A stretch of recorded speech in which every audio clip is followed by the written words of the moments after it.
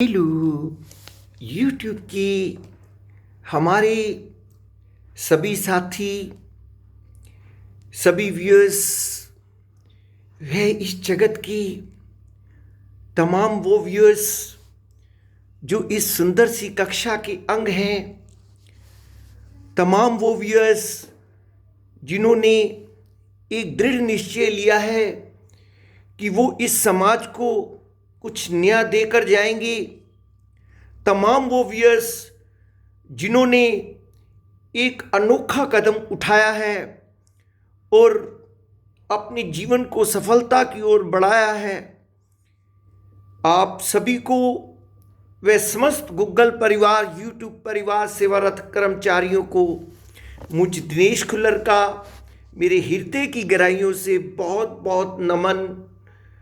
Viewers, बहुत सुंदर सफ़र पर निकले हैं हम लोग और इस सफ़र में हम सभी लोगों को नए एक्सपीरियंस हो रहे हैं। व्यूअर्स, प्रतिदिन हम सभी को कुछ ना कुछ नया सीखने को मिल रहा है व्यूअर्स, और हम सभी ने दृढ़ प्रतिज्ञा ली है कि हम इस कोर्स को एक कामयाब कोर्स बनाएंगे। व्यूअर्स, आज हम लोग जिस टॉपिक के पर बात कर रहे हैं वो अभी डिसीजन मेकिंग का ही है।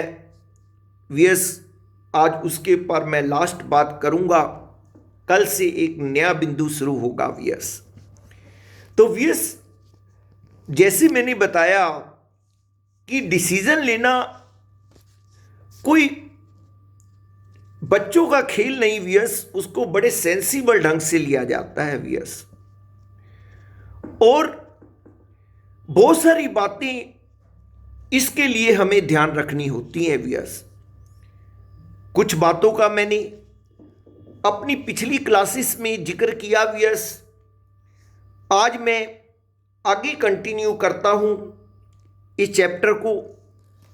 व्यूअर्स, डिसीजन लेने से पूर्व इन बातों का भी ध्यान रखिए। प्रथम, निर्णय के सही और गलत दोनों परिणामों पर विचार करें। व्यूअर्स, जरूरी नहीं है कि आपके द्वारा लिया गया हर निर्णय हमेशा सही साबित हो। इसलिए जरूरी होता है कि जब कोई भी निर्णय लेने से पहले उससे मिलने वाले सही और गलत दोनों परिणामों के बारे में आप जानें, पहले ही सोच लें। आप पहले ही जान जाएं यह निर्णय गलत है तो कैसे और सही है तो कैसे। इससे आप सही निर्णय ले पाएंगे और बाद में पछतावे से बच जाएंगे। ये अमूमन ये होता है कि हम लोग जल्दबाजी में कोई निर्णय ले जाते हैं, हम उसके सही पक्ष को ही देखते हैं, सही चीज़ों को ही देखते हैं। व्यूअर्स, हम उसके बैकग्राउंड में जो उसके ड्रॉबैक्स होते हैं उसको हम नहीं देख पाते। व्यूअर्स, जबकि हमें किसी भी विषय पर निर्णय लेने से पहले व्यूअर्स उसको पूरी तरह से उसके बारे में जानना हमारे लिए बहुत ज़रूरी है।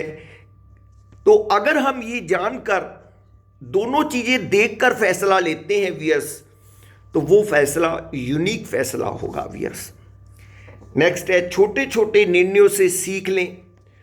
आप अपने जीवन में अनेक छोटे छोटे निर्णय लेते हैं, जैसे आपको क्या खाना है, आपको क्या पहनना है।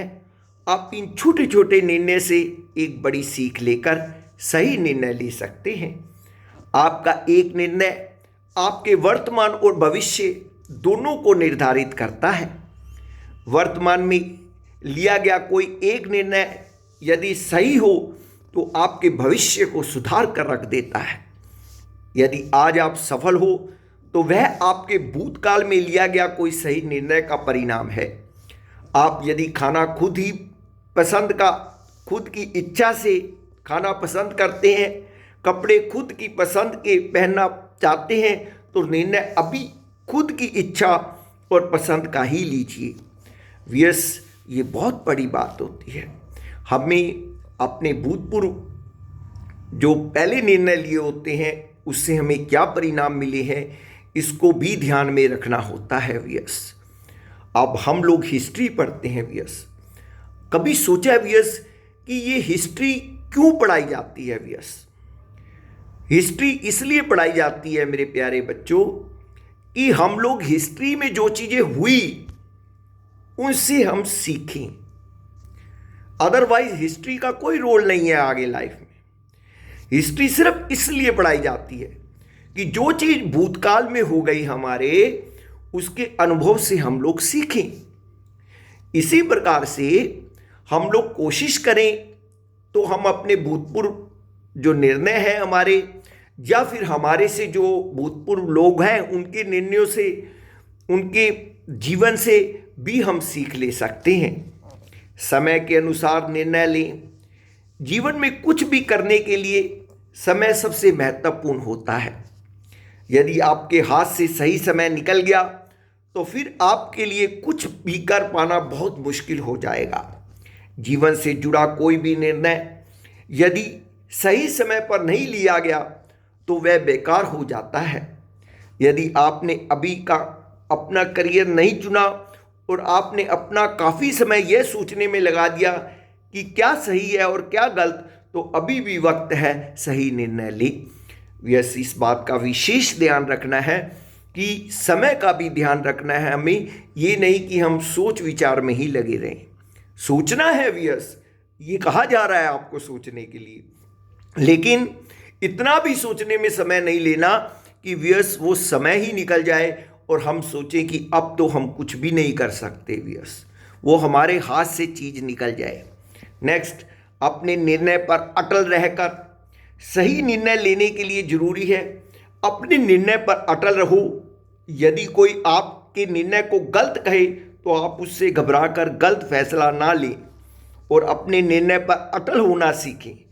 जरूरी नहीं जो निर्णय आपको सही लग रहा है वह दूसरों को भी सही लगे, इसलिए जरूरी है आप डगमगाए नहीं। व्यस, हर कोई नया काम जब हम शुरू करते हैं तो क्या होता है व्यस, जनरली लोग आपके पर हंस देते हैं, यार ये तो पागल है, बेवकूफ है, ठीक है। तो व्यस कोई बात नहीं, आपने अपनी तरफ से सही निर्णय लिया है। गॉड नोज, परमात्मा देखता है। हमें दुनिया को कुछ नहीं दिखाना, हमें उस परम पिता परमात्मा को दिखाना है, हमें दुनिया को नहीं दिखाना व्यस। तो व्यस, हमें वो कार्य करना चाहिए जो सत्य है, वो कार्य करना चाहिए जो नेक है, और उस कार्य को करते हुए अगर हमारे रास्ते में कोई रोड़े भी बिखेरता है, हमें पत्थर भी मारता है, तो कोई बात नहीं व्यस, उसका रक्षक परमपिता परमात्मा है। नेक्स्ट है, निर्णय को बोझ की तरह ना लें। देखो व्यस, अब जो भी हम निर्णय लेते हैं व्यस, वो निर्णय हमारे अनुकूल होना चाहिए व्यस, क्योंकि हम कोई भी ऐसा निर्णय ले लें और दबाव में आके निर्णय ले लें और व्यस वो निर्णय जो है एक तरह का हमें आगे बोझ लगना शुरू हो जाए, तो व्यस वो चीज़ गलत हो जाती है। व्यस, बोझ नहीं लगना चाहिए निर्णय हमें। कभी भी हमारा जो लिया हुआ निर्णय है वो हमारे अनुकूल होना चाहिए और हम उसे सही से परफॉर्म कर सकें। विरोधियों को चैलेंज के रूप में लें।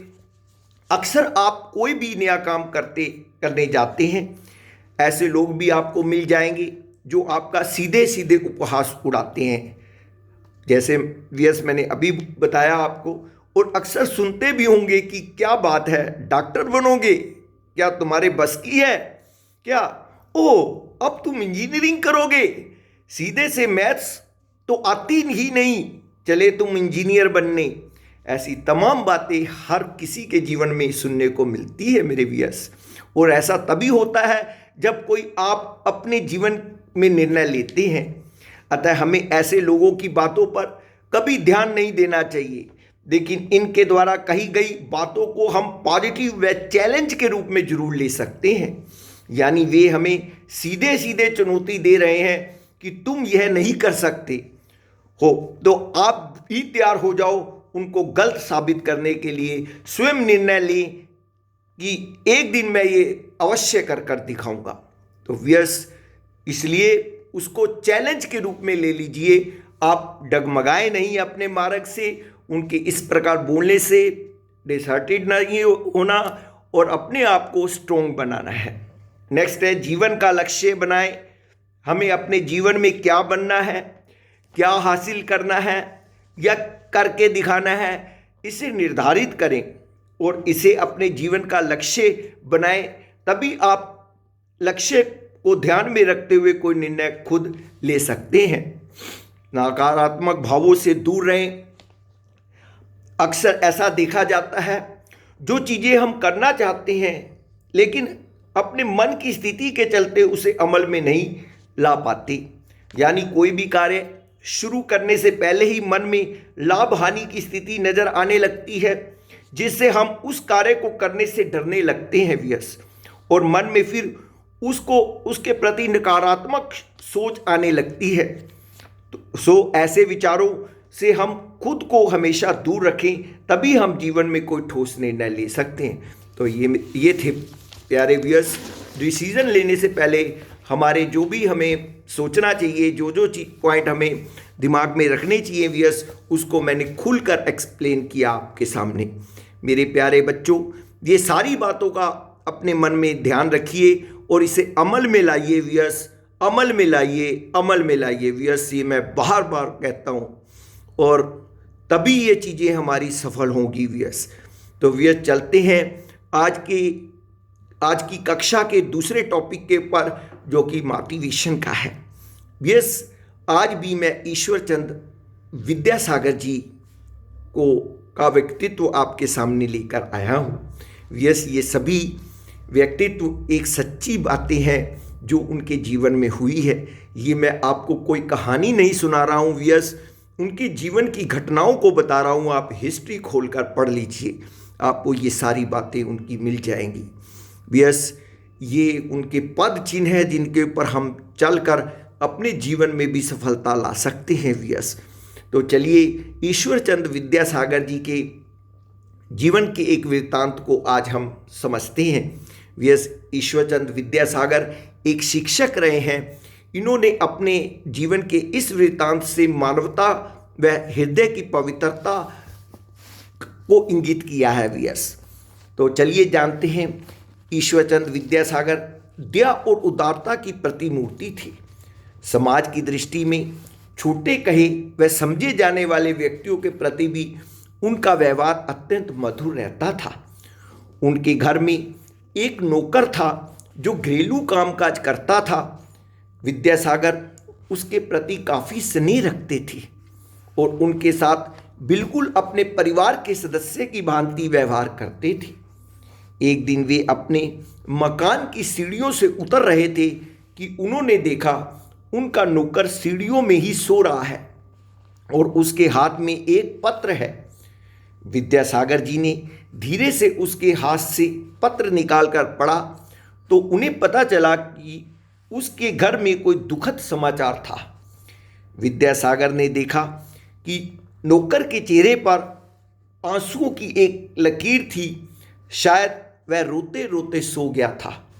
उन्हें उसके प्रति संवेदना जागृत हुई और वे कमरे से पंखा लाकर नौकर पर हवा करने लगे ताकि वह आराम से सो सके। उसी समय उनका एक मित्र वहां आया। वहां का दृश्य देखकर वह चकित होकर बोला, आप तो हद कर रहे हैं, 7-8 रुपये की पगार पाने वाले नौकर की सेवा में लगे हैं। तब विद्यासागर ने कहा, मेरे पिताजी भी 7-8 रुपये मासिक ही पाते थे। मुझे स्मरण है कि एक दिन वे चलते चलते सड़क पर अचेत हो गए थे और एक राहगीर ने पानी पिलाकर उनकी सेवा की थी। अपने इस नौकर में मैं अपने स्वर्गीय पिता की वही छवि देख रहा हूँ। सार यह है कि हृदय की पवित्रता का पता मधुर शब्दों से नहीं, आचरण से चलता है। समान रूप से सभी के लिए स्नेह में व्यवहार ही व्यक्ति की उदारता और बड़प्पन को रेखांकित करते हैं। तो जी व्यूअर्स, देखा आपने विद्यासागर जी की उदारता को, एक मामूली नौकर को भी उन्होंने कितनी महत्ता दी व्यूअर्स। और व्यूअर्स यही बात होती है, इसी का नाम मानवता है व्यूअर्स। कोई भी इस संसार में छोटा बड़ा नहीं होता है वियस, और हमें उसको पूरा सम्मान देना चाहिए। जैसे मैंने अपने एक पूर्व वीडियो में भी बताया था वियस, हम उस परम पिता परमेश्वर की संतान हैं और उनकी संतान होने के नाते हम सभी आपस में संबंधी हैं वियस। हमें किसी का भी निरादर नहीं करना चाहिए। अगर हम किसी का भी निरादर करते हैं तो उस परम पिता परमात्मा का निरादर कर रहे हैं वियस। वियस, ये हमेशा अपने दिमाग में रखिए और अपने जीवन को ऊंचा उठाइए, ताकि कोई भी आपको ये कहने के लिए मजबूर हो जाए, व्हाट अ पर्सनैलिटी। तो वियस, इसके साथ ही मैं दिनेश खुल्लर आप जी से इजाज़त चाहूँगा। कल फिर मिलूँगा एक नए टॉपिक के साथ और एक नए बिंदु के साथ। तब तक मुझे इजाज़त दीजिए। जय श्री कृष्णा, राधे राधे, नमस्कार।